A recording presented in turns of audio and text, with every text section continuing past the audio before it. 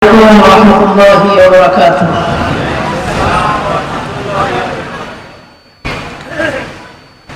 الحمد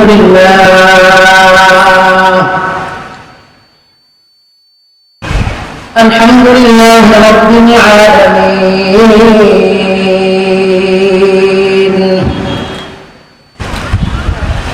والصلاة والسلام على سيد الأنبياء والمرسلين. أما بعد، فأعوذ بالله من الشيطان الرجيم. بسم الله الرحمن الرحيم.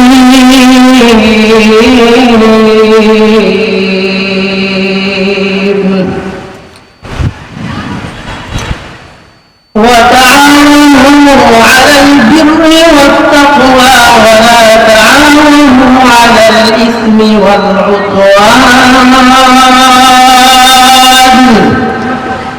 واتقوا الله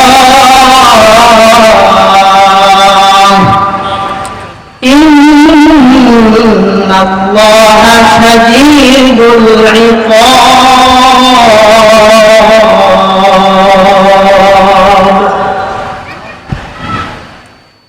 صدق الله مولانا العظيم. وعن أبي هريرة رضي الله تعالى عنه وعنهم أنه قال رسول الله صلى الله عليه وسلم: أنا وكافل اليتيم في الجنة هكذا، وأشار بإصبعيه السبابة والوسطى وفرج بينهما شيئا، أو كما قال النبي عليه الصلاة والسلام. سبحانك لا علم لنا إلا ما علمتنا إنك أنت العليم الحكيم. আলহামদুলিল্লাহ সুম্মা আলহামদুলিল্লাহ। ঐতিহাসিক শোলাকিয়া যুব সমাজ ও এলাকাবাসীর উদ্যোগে আয়োজিত আজকের এই ওয়াজ ও দোয়া মাহফিলের উপস্থিত সম্মানিত সভাপতি, দূর দূরান্ত থেকে আগত ওয়াইজিনে কেরাম, ওলামা হযরত, আশপাশ থেকে আগত আইম্মায়ে মাসাজিদ, মুদাররিসিনে মাদারিস, আমার সামনে সমবেত অত্র এলাকার সর্বজন শ্রদ্ধেয় মান্যবর মুরব্বী বাবারা, যুবক ভাইরা, পর্দা অন্তরালে অবস্থানরত শ্রদ্ধেয়া সম্মানিতা মা ও বোনেরা, সকলের প্রতি আন্তরিক মোবারকবাদ আজকের এই ওয়াজ ও দোয়া মাহফিলকে স্বাগত জানানোর জন্য। মুহতারাম হাজিরিন, আমি আপনাদের সামনে কোরআনে কারীম সূরা মায়েদার 2 নম্বর আয়াত আপনাদের সামনে তিলাওয়াত করেছি। নবীজি সাল্লাল্লাহু আলাইহি ওয়াসাল্লামের বহু সংখ্যক হাদিস থেকে বুখারী শরীফের 5304 নম্বর হাদিস আপনাদের সামনে পাঠ করেছি। একটি আয়াত তিলাওয়াত করেছি, একটি মাত্র হাদিস আপনাদের সামনে পাঠ করেছি। আল্লাহ সুবহানাহু ওয়া তাআলা যদি তৌফিক দান করেন, এই একটা আয়াত আর একটা হাদিসকে সামনে রেখে খুব মুখতাসার অল্প সময় কয়েকটা কথা বলবো। এই নিয়তে কথাগুলো বলবো, এই উদ্দেশ্যে কথাগুলো বলবো যেন আল্লাহ তাআলা প্রত্যেকটি ভালো কথা আর আমলি কথার উপর সবার আগে আমি গুনাহগারকে আমল করার তৌফিক দান করেন। এরপরে আল্লাহ তাআলা ভালো আর আমলি কথাগুলোর উপরে আমাদের সবাইকে আমল করার তৌফিক দান করেন বলে না আমিন। আমি কোনো রকম ভূমিকা ছাড়াই আমার আলোচনার দিকে প্রবেশ করতেছি। একটু মনোযোগের সাথে আমলের নিয়তে কথাগুলো শুনবেন। রাজি আছেন ইনশাআল্লাহ? আল্লাহ আমাদের সবাইকে তৌফিক দান করেন বলে না আমিন। আল্লাহ তাআলা বলেন, বিসমিল্লাহির রহমানির রহিম।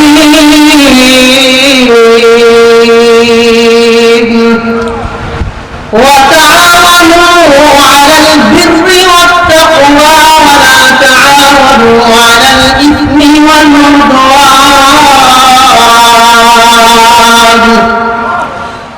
আল্লাহ বলেন তোমরা একে অপরকে ভালো কাজে সহযোগিতা করো, গুনাহের কাজে সহযোগিতা করিও না। ভালো কাজে একে অপরকে সহযোগিতা করিও, গুনার কাজে সহযোগিতা করো না। এরপরে আল্লাহ বলেন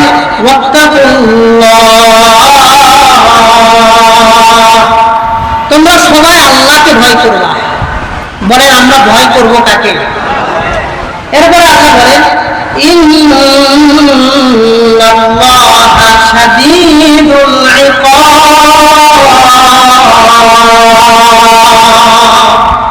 শোনো, আল্লাহ তাআলার শাস্তি বড় ভয়ঙ্কর।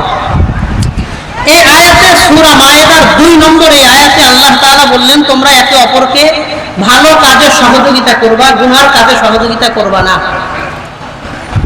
তাহলে একে অপরকে ভালো কাজে সহযোগিতা করব, এটা আমাদেরকে আদেশ করলেন কে? এবার একটা হাদিস আপনাদের সামনে বলি। আবু দাউদ শরীফের 4544 নম্বর হাদিসের বর্ণনা, 4944 নম্বর হাদিসের বর্ণনা। عن أبي هريرة رضي الله تعالى عنه وعنهم أنه قال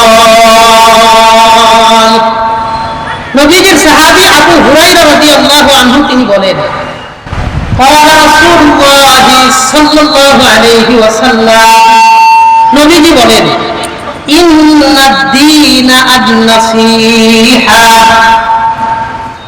এই কথাটা নবীজি 3 বার বলেন। অন্য ব্যক্তির কল্যাণ কামনা করার নামই হলো দ্বীন। একজন ব্যক্তি আরেকজন মানুষের কল্যাণ কামনা করবে, এটার নাম দ্বীন। একজন মানুষ আরেকজন মানুষের উপকার করবে, ক্ষতি করবে না, এটার নাম হলো দ্বীন। তাহলে 1 নম্বর কথা জানলাম, আল্লাহ কোরআনে একে অপরকে সহযোগিতার কথা বলেছেন ভালো কাজে। 2 নম্বর কথা, একে অপরের ভালো কাজ করা, সহযোগিতা করা, কল্যাণ কামনা করা, এটার নামই হলো দ্বীন। 3 নম্বর একটা হাদিস আপনাদের শোনাই। বুখারী শরীফের 57 নম্বর হাদিসের বর্ণনা।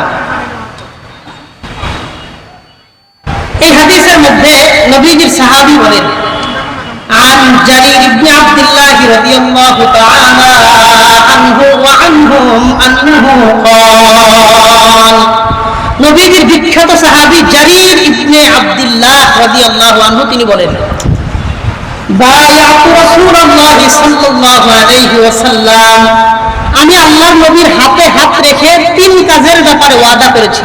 বলেন কয় কাজের ব্যাপারে?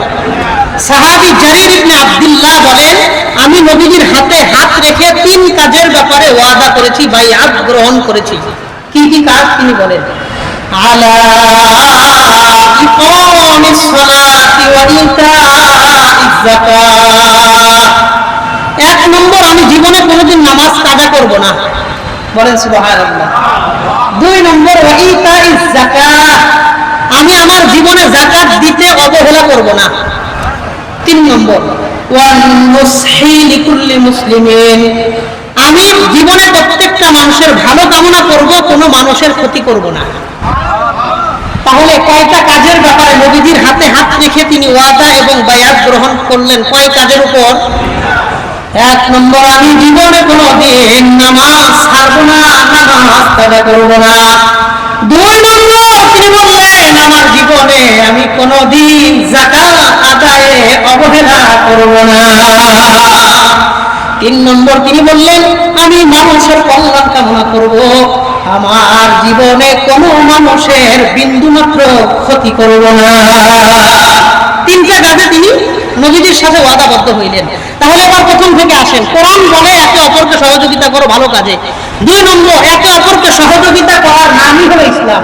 3 নম্বর, সাহাবা کرام তিনি নবীজির হাতে হাত রেখে বায়াত গ্রহণ করেছেন, অন্যের ক্ষতি করবে না, বরং অন্যকে দ্বীনি কাজে সহযোগিতা করবে, কল্যাণ কামনা করবে। 4 নম্বর কথা, মানুষকে সহযোগিতা করলে আমার আপনার কি লাভ? নবীজি বলেন মুসলিম শরীফের 2699 নম্বর হাদিসের বর্ণনা, 2699 নম্বর হাদিসের বর্ণনা। عن أبي هريرة رضي الله تعالى عنه وعنهم أنه قال আবু হুরায়রা থেকে বর্ণিত قال رسول الله صلى الله عليه وسلم নবীজি সাল্লাল্লাহু আলাইহি ওয়াসাল্লাম বর্ণনা করেন ওয়াল্লাহু ফি আউনিল আবদি মা কানা আল আবদু ফি আউনি আখিহি নবীজি বলেন একজন মানুষ যতক্ষণ পর্যন্ত অন্য মানুষকে সহযোগিতা করতে থাকে ওই সাহায্যকারী ব্যক্তিকে স্বয়ং আল্লাহ ততক্ষণ পর্যন্ত সহযোগিতা করতে থাকে। আমি একটা বান্দাকে সহযোগিতা করব, আমাকে আপনাকে সহযোগিতা করবেন কে? আল্লাহ। তাহলে ভূমিকাতে আমরা চারটা কথা জানলাম। আমরা সমাজের মধ্যে যত পাড়া প্রতিবেশী আছি আমরা পারলে একজন আরেকজনের উপকার করব, কোনোদিন কেউ কারো ক্ষতি করব না ইনশাআল্লাহ। রাজি আছি ইনশাআল্লাহ। আল্লাহ আমাদের সবাইকে তৌফিক দান করেন বলে আমিন। এবার একটা হাদিস আপনাদের শোনাই। নবীজি সাল্লাল্লাহু আলাইহি ওয়াসাল্লাম বিদায় হজের ভাষণের মধ্যে সোয়া লক্ষ সাহাবায়ে কেরামদেরকে হাদিসটা বলে গেছেন। নবীজি সাল্লাল্লাহু আলাইহি ওয়াসাল্লাম বলেন, মুসলিম শরীফের 6434 নম্বর হাদিসের বর্ণনা, 6434 নম্বর হাদিস, 6434 নম্বর হাদিসের বর্ণনা, 6434 নম্বর হাদিস। নবীজি বলেন, عن جابر بن عبد الله رضي الله تعالى عنه وعنهم أنه قال জাবের রাদিয়াল্লাহু আনহু থেকে বর্ণিত তিনি বলেন قال النبي صلى الله عليه وسلم في خطبة حجة الوداع আল্লাহর নবী বিদায় হজের খুতবার মধ্যে 16 লক্ষ সাহাবা ইকরামদেরকে বলেন লা তাহাসাদু ওয়ালা তানাজাশু ওয়ালা তাবাগাদু ওয়ালা তাতাবারু ওয়ালা ইয়াবি' বা'দুকুম আলা বাই'il বা'দ। নবীজি বলেন লা তাহাসাদু, তোমরা সমাজে একে অপরের সাথে হিংসা করবা না। বলেন কি করবা না? নবী বললেন লা তাহাসাদু, তোমরা সমাজের মধ্যে একে অপরের সাথে হিংসা করবা না। ওয়ালা তানাজাশু, তোমরা একে অন্যের সাথে ধোঁকাবাজি করবা না। ওয়ালা তাবাগাদু, একে অন্যের সাথে বিদ্বেষ লালন করবা না। ওয়ালা তাদাবারু, তোমরা একে অন্যের পিছনে বসে কারো সাথে শত্রুতা লালন করবা না।